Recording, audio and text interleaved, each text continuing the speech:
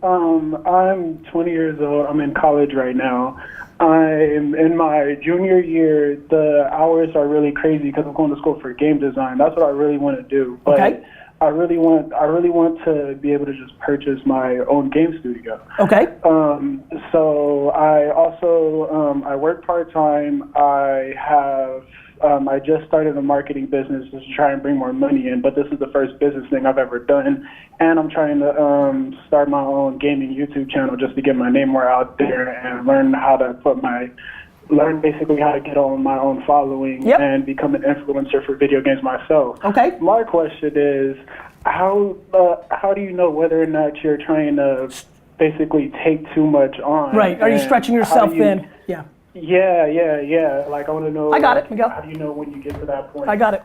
Tony, this is such a classic question for a lot of entrepreneurs. You've done it, I've done it, we've lived our lives, right? Like, where does doing a lot of different things to see if there's upside in it, which all my great things have come from. Me too. Stop, and where does it start to you're taking on too much and now you're trying to do everything, which means you're doing nothing? Yeah. First of all, Thank you for the question. Most people who start a business very often will start 2 and 3, 4 more. And the reason they do it is because the first one isn't succeeding or they no longer they have lack juice patience. for it. Exactly right. And so what happens to that person is they're never going to be successful in most cases, unless they get lucky. You can get lucky, you can bounce across something that's easier to do.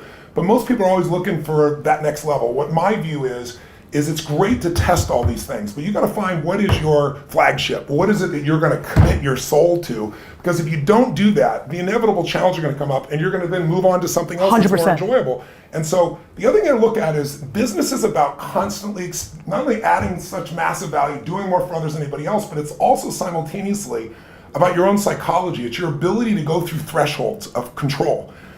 It's like, I can remember when I didn't have $50,000 to keep the doors open on my company. I had 12 employees and 11 wanted to quit because they hated the person running the show. And $50,000 would be like 500 million to me today.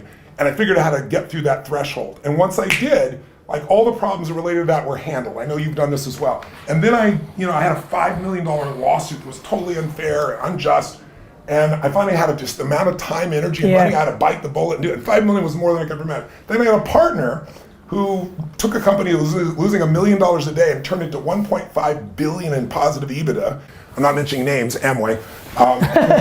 And he wanted me to join him in business with some other partners, not doing the multi-level side. Did the business, put in 10 million bucks. We all put in 10 million, it was 40 million in debt. But I signed joint and several, which I didn't understand in those days what that meant. And 2 of my partners were supposedly billionaires and they went broke.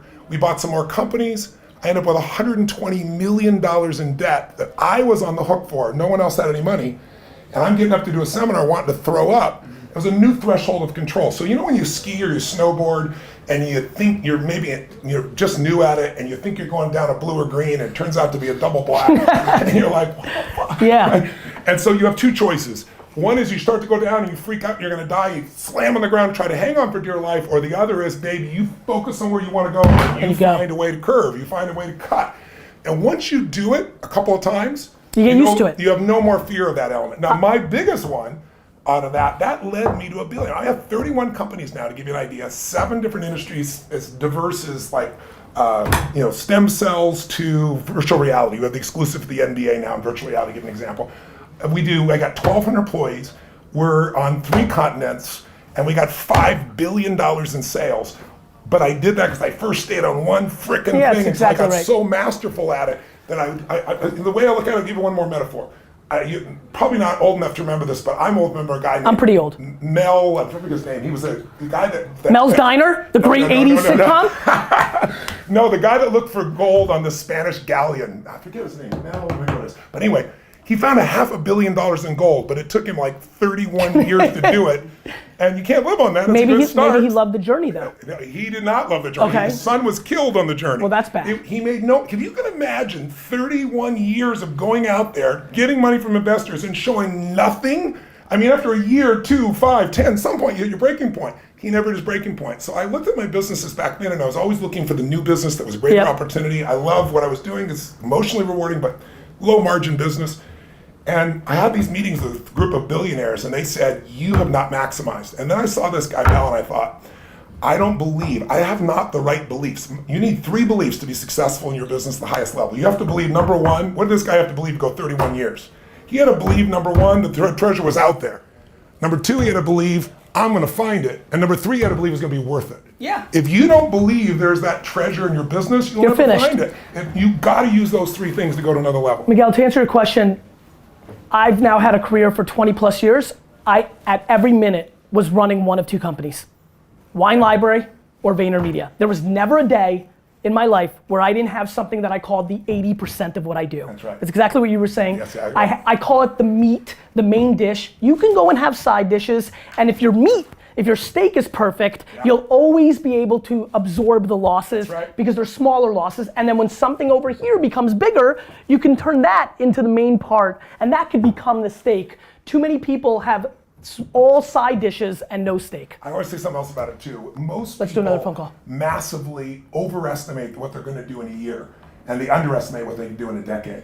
So what happens is they get all disappointed and frustrated, and they don't stay with the game. Talk to me about lack of patience. This is something, you know, I've been pounding patience. You've been pounding patience? Yeah, I actually, do you know that I genuinely think I'm the most patient? Do you know that I think I'm a lot of deceived do you know that I genuinely call myself a tortoise in a hare's costume? Don't let my energy or my stage presence confuse what I've actually been doing. Yeah, no, I get it, I'm teasing. I know you are. I know. But I think, but the reason I want to put it out there is I think it's an important thing that, it's an enormously important variable. I think so too. Let me mention one thing with it.